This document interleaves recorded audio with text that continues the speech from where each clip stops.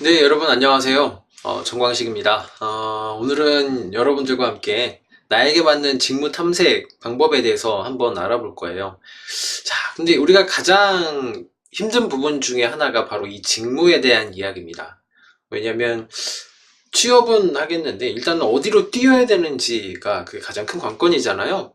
그러다 보니까 이 직무에 대한 이해나 혹은 어떤 방향 설정이 없게 되면은 실은 정말 이제 취업에 대한 첫 발을 내딛기가 정말 힘들다고 보시면 되겠죠. 그래서 여러분들에게 오늘은 되도록 그 직무 탐색을 어떻게 해야 되는지와 한 방법과 좀 워크시트지를 통해서 여러분들이 한번 이후에 실습해 볼 수 있도록 제가 안내를 좀 그렇게 드리도록 하겠습니다. 한번 진행해 보겠습니다. 도대체 왜 이렇게 준비를 열심히 해야 되는 걸까요? 그 이유는 뭘까요? 네, 바로 이 앞으로 직무 맞춤형 AI 채용 시대이기 때문에 그렇습니다. 자, 이게 무슨 얘기냐?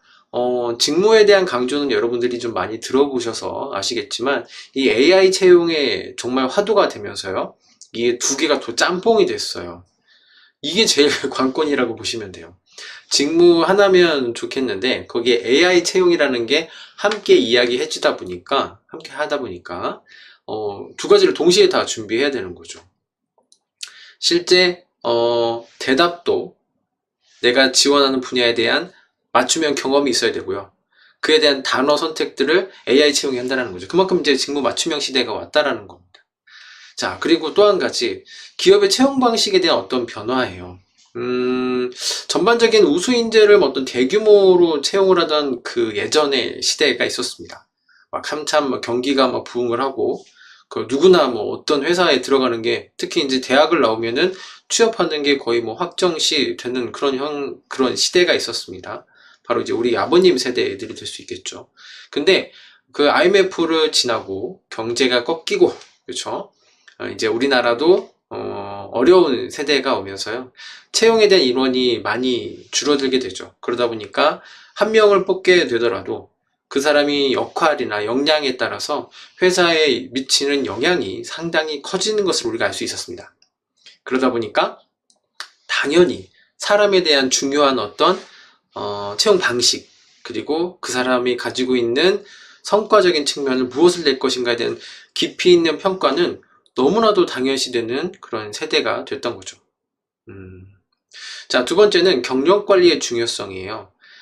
예전에는 그런 게 있었습니다. 뭐 마케팅을 하다가 뭐 다시 뭐 IT로 가고 싶거나 그런 게 많지도 않았겠지만 실제 넘어가서 들어가는 게 그렇게 어려운 시대가 아니었어요. 그에 대한 단적인 예로 뭐냐면 실제 회사 내부에서는 마케팅에 있던 친구가 기획팀에도 가고요.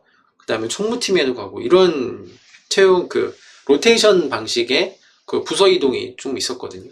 근데 이제 그렇게 만약에 마케팅 팀에서 갑자기 IT 팀으로 보낸다라는 거는 좀 나가란 얘기가 조금 더 의미가 더 큰 것 같아요. 그러니까 정말 인재적으로 뛰어난 역량을 평가받아서 자, 그쪽 쓰러져 가니까 네가 가서 좀 그동안 성과를 잘 냈으니까 가서 키워봐라 라고 하는 어떤 그 사장님이나 뭐 윗분들에 대한 어떤 신임에 의해서 부서가 이동되는 게 아니라고 한다면 갑자기 어느 날 잘 있는데 이쪽 부서를 가세요라고 했다고 한다면 이거는 좀 의심해 볼 만한 부분이죠. 그 이유가 뭐냐면 평생 직장이 없어지면서 내가 가진 직무가 다른 회사로 옮긴다고 하더라도 그 비슷한 직무를 할 수밖에 없거든요. 전혀 다른 업무를 맡기는 경우는 점차 정말 많이 줄어들고 있습니다. 그만큼 시간도 없고요. 업무에 대한 이해에 그 도움을 줄 수 있는 그 사람이 적응할 시간도 못 주게 되는 거죠. 시간적인 부분과 퍼포먼스, 즉 성과적인 측면이 빨리빨리 나야 되는 그런 시대가 됐다고 보시면 되겠습니다. 그러다 보니까 부서 그 채용을 한다고 하더라도 경력직에 해당 분야에 대한 업무를 했던 사람이 대표적으로 좀 더 많이 오는 이제 뽑게 되는 그런 경력직 채용 공고가 더 많아졌다라고 보시면 되겠죠. 자, 또 한 가지가 입사 후 시간, 비용, 리스크에 대한 최소화적인 부분입니다. 이 얘기가 뭐냐면, 어, 입사하는 과정에서의 채용까지에 대한 전반적인 과정이 길게는 막 6개월도 걸리거든요. 그래서 회사에서는 너무 이제 비용이 많이 들어가는 거예요. 거기 들어가야 되는, 투입되는 인력, 시스템, 교육, 그 다음에 기다려야 되는 과정에서의 이 사람들은 일도 안 했는데 급여도 나가야 되고, 이런 모든 것들이 정말 리스크가 많다라고 생각이 들었었던 게 이제 기업에서의 방식이에요. 근데 그런 과정에서 AI 채용이라든지 혹은 수시 채용, 즉 필요할 때만 사람을 뽑는 형태로 진행을 하면서 비용을 최소화할 수 있는 거죠. 즉 직무에 대한 맞춤형으로 이렇게 하나로 가게 된다고 봤을 때, 기업에서의 채용 방식은 직무에 대한 맞춤형, 경력 관리도 나 스스로도 직무에 대한 맞춤을 하셔야 내가 다른 회사로 이동을 했을 때 그걸 또 인정을 받을 수 있고요. 그리고 세 번째, 그 기업 입장에서는 당연히 비용적인 측면에서 많이 줄일 수 있기 때문에 이 직무에 대한 중요성은 더 이상 뭐 강조할 필요가 없는 거죠. 자, 그러면 도대체 회사가 원하는 인재는 어떤 인재냐? 좀 간단하게 좀 볼게요. 직업에 대한 애정과 확고한 직업관이 있었으면 좋겠다라고 하는 것은 당연히 회사에서 가장 기본적으로 원하는 부분이겠죠. 왜 그럴까요? 기본적인 자격증이 하나 더 있다, 혹은 업무에 대해서 조금 더 안다가 중요한 게 아니고요. 들어와서 어떤 일을 할 거고 무엇을 조금 더 해보고 싶은지 그에 대한 동기가 명확한 사람들이 들어와서 더 오래 혹은 성과적인 측면에서 더 잘 낸다라는 것을 이미 회사들도 알고 있습니다. 단순히 즉 어떤 학교에 대한 네임밸류가 중요한 게 아니고요. 그 회사, 그 사람이 가지고 있는 전공이나 하고자 하는 의지가 정말 중요하다는 것은 회사가 이미 알고 있습니다. 자, 그럼에도 불구하고 회사에서 자꾸 어떤 스펙이나 혹은 이제 학교나 이런 것들을 보려고 하는 이유가 뭘까요? 이유는 딱 하나죠. 너무 많이 몰리다 보니까 그 사람들을 잘라낼 재간이 없는 거예요. 갑자기 어디 뭐 선에다 대고 밑줄을 그어버릴 수도 없고요. 그러면 많은 인원이 모였을 때 대부분 다 비슷한 인원이라고 한다면은 특별히 좀 여기에 대한 해당된 기본적인 자격, 그죠? 소위 말하는 자격증, 관련된 전공, 이런 것들이 있다고 한다면 훨씬 더 필터를 해서 볼 수 있는 어떤 상황이 많이 되기 때문에, 그래서 조금 보는 경우들이 더 많죠. 물론 이제 아직 제가 말씀드리는 게 전국에 있는 모든 기업들의 공통된 기준은 아닙니다. 하지만 가면 갈수록 직무 중심 채용이 되다 보니까 일반적인 학벌에 대한 그 프리미엄 이런 것들은 많이 없어지고 있는 게 현실이기도 합니다. 자, 그래서 이제 우리가 또 중요한 게 바로 이 두 번째 나와 있는 이 직무에 대한 자신감이에요. 직무가 얼마큼 자신감 있게 이야기하느냐에 따라서 자신감 있다라는 거는 내가 거기에 대한 경험도 있고요. 그 다음에 그거에 대한 정의나 지식이나 이런 것들이 함께 포함되어 있다라고 볼 수 있기 때문에 실제적으로 면접 상황에서도 그 자신감은 뻔히 보이겠죠. 네. 또 본인만의 경쟁력이에요. 말씀드렸듯이 본인만의 경쟁력이라고 하는 것은 직무에 대한 경쟁력, 즉 이걸 내가 잘할 수 있는 이유나 강점적인 부분이 있어야 된다는 얘기죠. 지원 동기는 더 이상 얘기하지 않겠습니다. 말씀드렸듯이 직업에 대한 애정이나 확고한 직업관, 혹은 내가 여기에 왜 들어오려고 하는지에 대한 명확한 이유가 있는 분은 더 이상 얘기할 것 없습니다. 정말 그 어떤 스펙보다 어떤 자격증보다 더 중요한 게 명확한 지원 동기가 있는 사람이 더 중요하겠죠. 즉 여러분들이 제가 지금 한 4가지 정도 이야기했는데요. 한번 여러분들도 생각해 보셔야 되겠습니다. 나는 도대체 회사에 들어와서 왜 들어가야 되고, 그 해당하는 직무, 즉 여러분들이 가지고 있는 뭐 여러 가지 하고 싶은 직무 분야에서 무엇을 조금 더 해볼 수 있는지에 대한 그런 기본적인 사항, 왜 해야 되는지는 꼭 생각해 보셔야 되겠습니다. 자, 그 다음에 또 한 가지가 장기적인 근무에 대한 계획이에요. 단순히 1년, 2년이 아니고요. 길게는 5년, 10년 동안 들어와서 어떤 걸 해볼 거고, 본인 스스로 이 직무에서 어떻게 성과를 내볼 건지에 대한 여러분들의 확고한 의지가 있어야 되겠죠. 그리고 또 업무를 잘할 수 있는 자질이 있죠. 근데 이 자질이라는 거는 당연히 직무적인 부분에서의 강점이다 라고 보시면 되겠습니다. 자, 이러한 분야들을 가지고, 역량들을 가지고 있다고 한다면 뭐 회사는 여러분들을 더 이상 내칠 이유가 없겠죠. 자, 이런 모든 것들을 한꺼번에 할 수 있다. 정말 이런 분들은 거의 없는 것 같습니다. 자, 그래서 우리는 직무에 대한 부분, 내가 여기 이 직무를 왜 하려고 하고, 그동안 어떤 걸 배웠고, 앞으로 어떻게 해 나가겠습니다 라고 하는 그런 부분들이 가장 확고하게 첫 번째 필요하다라고 보시면 되겠습니다. 자, 그럼 직무 분석 왜 필요한 걸까요? 네. 특히 두 가지 부분이 있겠죠. 자소서나 면접적인 부분에서 당신이 이 일을 잘할 수 있는 이유가 무엇이냐라고 물어봤을 때 이거에 대한 이유를 답할 수 있는 건 딱 하나밖에 없습니다. 제가 이 일을 그동안 학교에서 배우거나 제 간접적으로 인턴이나 이런 것들을 해봄으로 하면서 이런 것들을 느꼈고 들어와서 이런 걸 해보고 싶어서 입사 지원하게 됐습니다. 라고 하는 지원 동기적인 측면에서의 여러분들의 직무 역량이 강조가 되어야겠죠. 그러기 위해서 이제 우리가 인턴도 많이 하는 거고요. 그래서 지원 직무와 관련된 경험과 지식, 역량을 잘 설명하는 사람들이 잘 쓴 자기소개서의 가장 기본적인 특징이다 라고 얘기가 나오겠죠. 자, 그러니까 모든 전국에 있는 회사들이 다 똑같은 건 아닙니다만 실제적으로 직무에 대한 강조는 여러분들도 동의하시는 부분일 겁니다. 그래서 자소서에 여러분들의 경험을 쓰기 위해서도 직무 분석이 필요하다라고 보시면 되겠습니다. 자, 보시는 것처럼 이거는 특정한 어떤 회사를 제가 좀 꼭 타겟팅했던 건 아닌데 정말 이게 보시면 실은 이게 2년 전 거예요. 2년 전 건데 보시면은 본인만의 차별화된 강점이 무엇이냐. 2번 보면 본인이 지원한 직무에 필요한 전문성이 무엇이냐. 세 번째 보면 본인이 지원한 직무 관련 가장 큰 관심 있는 트렌드는 무엇이냐라고 설명을 하고 있죠. 문항이 3개인데 3개 다 직무에 대해서 물어보고 있습니다. 어떻게 보면 여러분들 어처구니가 없다라고 좀 생각해 볼 수도 있겠는데요. 그만큼 직무에 대한 부분에서 많이 필요한 부분이 바로 이런 부분이라고 보시면 되겠습니다.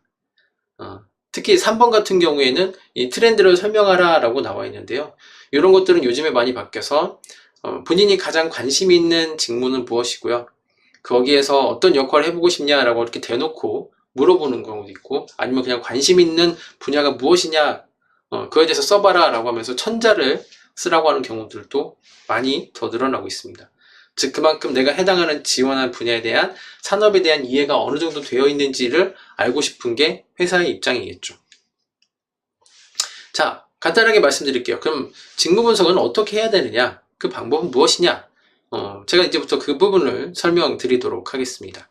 기본적으로 여러분들 꼭 직무 분석을 해야 된다고 한다면은 꼭 어떤 그 해당 현직자를 막 만나야 되고 또 관련된 모르는 내용, 막 그들만이 아는 내용을 알아야 되고 이렇게 생각을 하시는데요.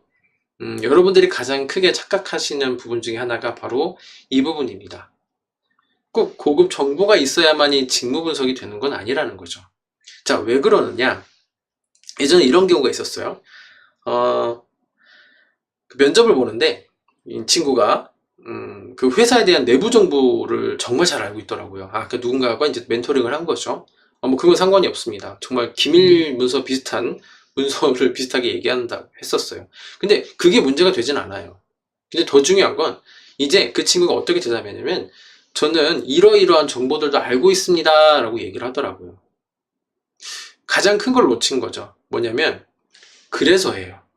제가 그래서 어떻게 해야 되는지를 다시 물어봤습니다. 그래서요? 라고 물어봤더니 그 뒤에 대답을 못하는 거예요.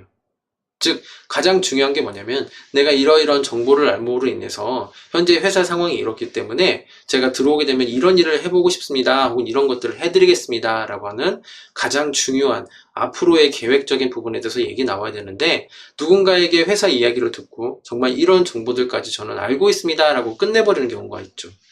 이거는 기업 분석을 한 게 아니고 그냥 기업 조사를 한 거예요.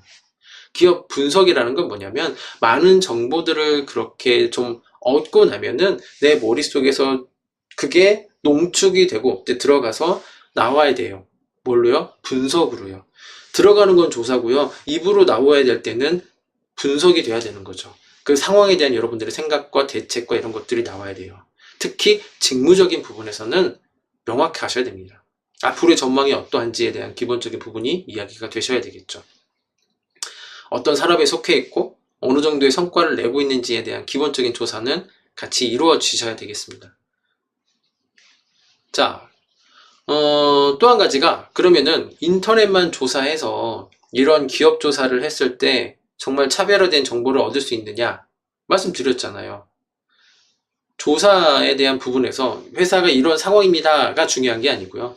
이런 상황이기 때문에 어떻게 해야 됩니다 라고 하는 여러분들이 직무적인 관점에서의 어필이 나오셔야 된다는 얘기죠. 어떤 인재를 필요로 하고 어떤 사업 방향으로 어떻게 흘러가고요. 채용 절차는 어떻게 되는지에 대해서 기본적으로 여러분들이 함께 조사를 하시고 시작을 해주셔야 된다는 얘기입니다. 하나의 뭐 직무 분석에 대한 예시를 좀 볼게요. 위에서 뭐 얘기했던 거 좀 따분할 수도 있으니까. 앞에 보시면은 총무에 대한 그 직무에 대한 그것들을 제가 좀 분석을 좀 해봤어요. 보시게 되면은 뭐 우편물 관리, 물품 구매 및 지급 뭐 이런 것들은 가장 기본적인 사원이 할 수 있는 부분이겠고요. 그 다음에 자산 구매 및 관리, 그 다음에 인허가, 뭐 신고 관리, 등기 업무 이런 것들은 이제 대리 정도 업무가 되겠습니다. 그러니까 점점 더 높아지겠죠. 올라갈수록 뭐가 있죠? 실제적으로 의사결정을 하는 부분들이 많고요. 제일 말단일 때는 정말 잡일 비슷한 것들도 많이 하게 됩니다. 근데 꼭 이게 이 해당하는 총무 분야에 대한 업무만 이럴까요? 자, 그거는 아니란 얘기죠. 여러분들이 실제 신입사원으로서 회사에 들어가게 된다면 바로 이런 부분이에요. 단순히 어떤 어떤 임무를 갖고 뭔가 의사결정을 갖고 책임을 지고 그 다음에 뭐 사장님과 가끔 뭐 이렇게 맞짱도 뜨고 뭐 그런 그 드라마에 대한 부분들을 생각하시는데 절대 그럴 일은 별로 없습니다. 자, 그럴 일은 크게 별로 없고요. 실제 여러분들이 원하는 기업에 들어가거나 원하는 뭐 센터, 병원이나 혹은 이제 내가 가고 싶은 뭐 항공사라든지 뭐 이런 데 가게 된다면 그 안에서 작은 일, 그동안 했던 어떤 잡일들부터 시작하는 경우들이 되게 많다라는 거죠. 그럼 거기에서 생각을 해보셔야죠.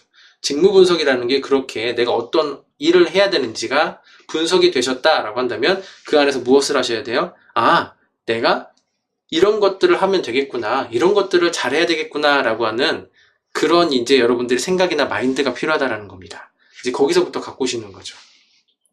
자, 그럼 이런 직무조사 방법에는 동종업계 종사자, 그쵸? 가장 이제 제일 좋은 게 현업자에 계신 분들하고 만나는 게 좋아요. 근데 말씀드린 것처럼 그 사람의 이야기를 듣고 이것을 어떻게 활용할 건지에 대한 여러분들의 기본적인 생각과 의견이라든지 해결 방안이 같이 나오셔야 된다는 거 꼭 좀 기억해 주시고요.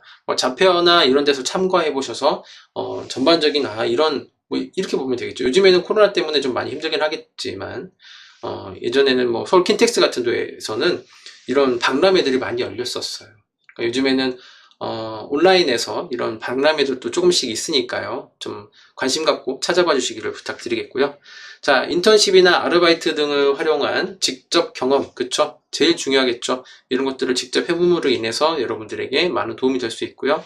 그 다음에 요즘에 유튜브 세대죠. 그쵸? 유튜브를 좀 찾아보시면은 뭐가 나오냐면 관련된 직무에 대해서 업무를 하셨던 분들에 대한 영상들이, 직무 분석들이 정말 많이 나옵니다. 그럼 여러분들이 그런 것들을 좀 조사를 하셔서 보는 것만으로 자체가 도움이 될 수 있겠죠. 자, 직무 분석 확인. 그럼 어떻게 해야 되느냐? 누구와 어떤 일을 하느냐? 즉 뭐냐면 그 해당하는 현직자와 만났을 때는 이런 것들을 꼭 물어보셔야 되는 거죠. 누구와 어떤 이유로 만나고 어떤 문제를 어떤 방식으로 의사소통을 하는지, 일하면서 어려운 점은 뭐고 만족하는 점은 무엇인지, 원하는 직무와 실제 직무와의 차이점은 무엇인지나 이런 것들은 가장 기본적인 멘토링을 할 때, 그 현직자에 계신 분들을 만날 때는 물어보셔야 되겠습니다. 자, 그러면 이게 가장 기본적인 부분이겠고요. 조금 더 디테일하게 가면 제가 여러분들에게 오늘 과제로 드릴 부분입니다. 이런 워크시트 양식을 드릴 거예요. 그러면 꼭 좀 한번 여기에 맞춰서 제가 질문 드렸어요. 방금 전에 위에서 했던 내용들하고 거의 비슷합니다. 주로 수행하는 업무는 뭐고, 하루 일과는 뭐고, 시간대별로 뭐 하는지, 이런 것들을 영상이나 인터넷을 통해서 찾아서 한번 작성을 옆에서 이렇게 해보시는 것만으로 하더라도 직무 분석에는 정말 많은 도움이 되실 겁니다. 자, 그러면 how to, 어떻게 직무 분석을 알아볼 수 있을까요? 기본적인 부분에서는 이 잡코리아하고 이제 사람인 뭐 이런 여러 가지 포털 사이트들이 있습니다. 물론 이제 여러 가지 사이트들이 있는데요. 본인이 해당하는 사이트에 들어가서 얼마큼 자주 들어가느냐가 중요하긴 해요. 어떤 특정 사이트가 좋다, 이러다 나쁘다, 이런 부분은 이야기를 할 수는 없고요. 대신 다만 이제 저도 이제 잡코리아를 좀 많이 들어가는 형태가 돼요. 왜냐면 채용 정보도 가장 많이 올라오고 정보에 대한 업데이트도 조금 제가 느끼기엔 좀 많이 옵니다. 그러니까 꼭 이거 제가 여기서 뭐 돈을 받거나 이런 건 아니니까 소개하다 보면 좀 저도 그렇게 느껴요. 잡코리아 꼭 얘기해야 되나? 라고 생각이 드는데 실제는 여기에서 정보들이 좀 괜찮죠. 오픈되어 있는 정보들 측면에서는. 특히 밑에 보시면 빨간색으로 제가 좀 표시를 좀 해놨어요. 보시면 직무 인터뷰, 직무 매거진 뭐 이런 부분들이 있죠. 이 안에서 실은 이제 많은 분들이 인터뷰를 좀 해놓은 게 있어요. 근데 이게 왜 좋냐? 쭉 들어가서 보시면 아시겠지만 되게 내용들이 일단은 좀 추상적입니다. 인터뷰를 한다고 하더라도. 그 이유는 딱 하나죠. 불특정 다수가 볼 거기 때문에 어떤 막 민감한 내용까지 막 다 담을 수는 없어요. 근데 우리 그 취업 준비생들을 보라고 이렇게 올려놨는데 읽고 났는데 아무 정보가 없으면 안 되겠죠. 그래서 실제 그 쭉 글 안에는 의미를 좀 계속 숨겨놨어요. 필터하고 그 다음에 그 글에 대한 첨삭을 통해서 너무 이렇게 튀어나오지 않게끔. 즉 그 얘기가 뭐냐면 여러분들이 이 직무 인터뷰지를 볼 때는 한 번에 읽으시는 게 아니고요. 두 번, 세 번 꼭 이렇게 천천히 읽어보시면은 그 안에서의 어떤 숨은 의미나 목적을 알 수 있다라는 거죠. 이 부분은 꼭 좀 제가 추천드리는 방법입니다. 그냥 대충 읽어보시면 안 읽으니만 못할 거예요. 때문에 그 안에 있는 글들을 최대한 여러분들이 꼼꼼하게 읽어봐 주시기를 꼭 좀 부탁드리겠습니다. 그러면은 이게 이런 의미겠구나 라는 것을 여러분 스스로도 알 수 있을 거예요. 그 다음에 이제 기업 분석에 대한 부분입니다. 이 부분은 제가 오늘 길게 얘기하진 않을 거예요. 왜냐면 기업 분석 시간도 아니고. 근데 기업 분석과 직무 분석은 하나로 갑니다. 따로따로 가져갈 수가 없어요. 직무 조사하다 보면 기업 분석이 자동으로 나오고요. 기업 조사하다 보면은 직무 분석도 같이 기본적으로 됩니다. 그래서 저희가 이제 좀 제공하는 정보들 안에서는 기업 정보들도 좀 같이 좀 꼭 좀 보시는 거, 여기 잡코리 안에 있죠? 이렇게 배너 안에도 있습니다. 찾아서 꼭 좀 보시기 바라겠습니다. 뭐 그 이외에 뭐 사람인 이제 인크루트 여러 가지 사이트들도 있어요. 그 중에서 또 이제 한번 여러분들께 알려드릴 수 있는 직무 분석 사이트가 바로 이 국가직무능력표준 NCS라고 하는 사이트입니다. 이 사이트는 국가에서 운영하는 사이트예요. 모든 이제 회사에 필요한 역량을 10가지로 좀 정의를 좀 하고 그 10가지 안에서 모든 채용이 이루어지거나 혹은 경력 관리가 될 수 있도록 직무에 대한 필요한 지식, 기술, 태도적인 측면을 바로 정리해서 만들어 놓은 거예요. 즉 뭐냐면 기업에서 필요하거나 일을 할 때 필요한 역량들에 대해서 국가에서 정리를 해놨다라고 보시면 되겠습니다. 자, 여기도 마찬가지예요. 여기에도 들어가 보시면은 예를 들면 직무 설명서 이런 것들을 좀 충분히 보실 수가 있거든요. 여기 보면은 해당 직무는 어떤 일들을 하고 그리고 또 여기에서는 어떤 전형인과 그다음에 어떤 필요한 지식, 기술, 태도가 필요한지가 쭉 나와 있습니다. 즉 필요한 지식, 기술, 태도적인 측면에서 그 해당하는 직무에서 필요한 것들을 좀 적어놨어요. 자, 여기서 포인트. 아까도 말씀드렸죠. 불특정 다수가 볼 거기 때문에 막 되게 민감하게 적을 수가 없어요. 근데 쭉 읽어보시면 자, 필요 지식적인 측면을 한번 볼게요. 내 외부 환경 분석 기법, 사업별 핵심 성과, 평가 기준 및 전략 기술 등 이런 것들이 필요한 지식이겠고요. 필요 기술은 사업기획 및 보고서 작성 기술. 자, 여기 한 줄만 읽어봐도 끝나죠. 그쵸? 뭐냐면 실제 내가 하려고 하는 부분에서 보고서 작성 기술이나 이런 것들이 필요하대요. 즉 내가 기본적으로 공문서라든지 문서를 작성해 볼 수 있는 그런 경험들이 있으면 도움이 된다라는 거죠. 그 다음에 문제 예측 및 대응 방안 능력 이렇게 나와 있습니다. 즉 실제로 내가 문제를 예측해서 대응했던 그런 경험들이 있으면 필요 기술적인 측면에서는 평가를 받을 수 있다라는 거죠. 자, 이렇게 어떤 글 안에 조금 추상적으로 쓴 것 같지만 어떤 것들이 필요한지에 대해서는 이미 내용 안에 다 들어가 있다라는 거죠. 자, 여러분들도 꼭 좀 이제 이런 NCS 사이트에 들어가시게 된다면은 꼭 좀 보시고 이렇게 좀 탐색을 해보시기를 적극 추천드리도록 하겠습니다. 자, 여기 태도적인 부분까지 이렇게 보통 직무기술서가 정리가 되어 있어요. 자, 그래서 여러분들에게 한번 좀 해보기를 추천드리는 게 바로 직무 개요, 직무 리스트, 그 다음에 직무 필요한 게 1순위, 2순위. 그러니까 여러분들이 딱 나는 하나입니다 라고 하면 괜찮습니다. 하나만 적어보셔도 괜찮지만 저는 2가지 정도는 정의해 볼 수 있어요. 좀 헷갈립니다. 혹은 아직 확정이 안 졌어요. 라고 하면은 두 가지 정도는 이 직무 분석에서의 필요한 지식, 기술, 태도적인 측면에선 어떤 것들이 필요한지를 꼭 좀 작성을 해 보시기 바라겠습니다. 작성을 하면서 이 양식 보시면 아시겠지만 뭐 어떤 사이트를 참고하라 라고 하는 것들은 제가 적어 놨어요. 뭐 자비룸, 워크넷, 그 다음에 뭐 아까 말씀드린 뭐 잡코리아 등등 이렇게 좀 적어 놨으니까요. 꼭 좀 찾아서 검색을 해서 정리를 해 놓으시면은 뭐가 되냐면 그러니까 그동안에 머리에 그러니까 알고는 있지만 정리 안 됐던 부분들이 하나의 문서로 정리가 되면서 무엇을 해야 되는지에 대한 목적성이나 목표가 명확해질 수 있습니다. 자, 그 다음에 그 NCS 사이트에 들어가면 학습 모듈 검색이라고 있어요. 그 안에서 검색을 해보시면은 직무 정의에서부터 이렇게 지식, 기술, 태도, 그러니까 지식, 기술, 태도적인 측면에서 내용을 좀 정리해 놓은 게 바로 그 역량을 정리해 놓은 게 이 국가직무능력 사이트의 가장 대표적인 특징이라고 보시면 돼요. 다시 정리할게요. 국가직무능력 표준 NCS 사이트에는 역량, 10가지의 역량을 기본으로 해서 각 직무마다 필요한 내용을 정리를 해놨습니다. 근데 그 직무에는 그 필요한 역량이죠. 직무 역량에서의 필요한 역량에는 이 지식, 기술, 태도적인 측면 이 세 가지를 기본으로 해서 정의가 되어 있다는 거죠. 어떤 지식이 필요하고 어떤 태도나 경험들이 필요한지 이런 것들을 정리해 놨으니까요. 꼭 좀 이 측면으로 좀 접근을 해서 꼭 확인해 주시기, 여러분들이 하려고 하는 희망하는 직무에 대한 부분은 꼭 좀 이렇게 체크해 주시면 좋겠습니다. 자, 기업 직무조사. 자, 그쵸? 아까 말씀드렸듯이 현직자 간담회에 대해서 좀 보셔야 되고요. 지원 기업은 어떤 인재를 원하는가? 최근 이슈는 어떤 게 있고요. 기업 환경은 어떻고요. 그 다음에 지원 부서의 앞으로의 비전, 목표는 무엇인지, 직무에서 업무 내용은 무엇인지, 그럼 채용 프로세스, 즉 19년 혹은 2020년 상반기 채용에 있었을 때 그 채용 프로세스에 대한 것들을 찾아보시고 그 찾아보면서 쭉 읽어봤을 때 어떤 자격 요건이 필요하고 어떤 역량들을 필요한지를 파악을 하시고 작성을 해주셔야죠. 그러면 쉽게 작성을 해볼 수 있겠죠. 자, 말씀드린 것처럼 현직자 인터뷰했을 때는 이런 내용들 쭉 다 한번 기본적으로 검색을 해 보시면서 좀 제가 디테일하게 적어놨어요.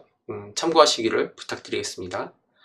자, 그대로 이제 마지막 요것만 말씀드려 볼게요. 기업에서 원하는 직무 분석을 좀 반대로 해보면은 어떤 것들이 필요한지 명확하게 보이십니다. 뭐 예를 들면은 직무 기술서를 직무별로 성과는 어떤 역량들이 필요하고 그 다음에 기본적으로 어떤 사람들을 원하는지, 즉 다시 정리하면 기본적으로 회사에서 직무 분석을 할 때는요, 그 일을 성과를 잘 냈던 사람들의 공통적인 특징을 가지고 뽑습니다. 즉 뭐냐면 일을 잘했던 사람들의 특징을 채용 공고에서도 똑같이 요구를 하면 일을 잘하는 사람이 뽑히겠죠. 가장 간단하게는 그렇게 정의해 보시면 되겠습니다.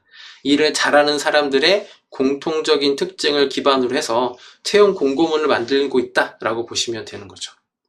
자, 그를 위해서는 여러분들 제가 위에서 얘기했던 여러 가지 이야기들이 있었어요. 그런 이야기들을 기반으로 해서 자, 뭐 지금 내가 만약에 뭐 커피 바리스타를 하겠다라고 했을 때는 거기서 필요한 것들이 어떤 것들이 있는지를 좀 분석을 해보시는 어떤 툴이에요. 이거는 원래 이제 뭐 일본에 있는 오타니 쇼헤이라고 하는 운동선수가 했던 건데요. 참고사항만 이렇게 한번 해보시고요. 기본적이겠습니다. 만약에 지금 제가 말씀드린 그 오타니 쇼헤이의 직무 분석 요거를 통해서 기본적으로 필요한 게 어떤 것들이 있는지 뭐 NCS 사이트나 잡코리아의 사이트에 들어가셔서 조사를 해보시고 그 조사를 기반으로 하셔서 어떤 필요한 역량들이 있는지를 쭉 알아보신 다음에 그것을 어떻게 조금 더 좀 발전시켜 나갈 건지에 대한 디테일하고 세부적으로 작성해 보는 그런 양식이다 라고 보시면 됩니다. 이번 시간에 좀 다 설명드릴 수 없는 부분이 있어서 여러분들이 그 인터넷에 오타니 쇼헤이 라고 그 만다라트라고 검색을 해보시면은 이렇게 좀 자세하게 설명이 되어 있을 겁니다. 그러면은 여러분들이 좀 하고 좀 해보겠다라고 하시는 분들은 이렇게 좀 작성을 해보시면 조금 더 빨리 알 수 있을 겁니다. 자, 오늘 마무리 해볼게요. 오늘 직무에 대해서 한번 알아봤습니다. 정말 많은 직무들이 있는데 그 과정에서 꼭 현직자를 만나야 되는 건 아니고 인터넷에 있는 정보를 통해서 무엇을 얻으라고 했죠? 네, 내가 앞으로는 이런 것들 이런 정보를 얻었으니까 요걸 통해서 회사에서는 어떻게 해보겠다라고 하는 여러분들의 어떤 방안이나 혹은 대책이나 혹은 생각이나 이런 것들이 같이 나와야 분석이라고 말씀을 드렸어요. 안 그러면 그냥 조사라고 말씀드렸어요. 조사와 분석은 다릅니다. 그러면 앞으로 여러분들이 오늘 이후에는 어떤 걸 좀 한번 해볼 수 있는지 기본적으로 그 부분까지 좀 생각을 해보시고 작성을 해주시면 혹은 이제 앞으로 생각 조금이라도 해보시면은 오늘 수업의 내용은 성공이라고 보시면 되겠습니다. 자, 앞으로 여러분들의 그 밝은 직무 분석, 그 명확한 직무 분석을 기원하면서 오늘 강의는 여기서 마치도록 하겠습니다. 수고하셨습니다.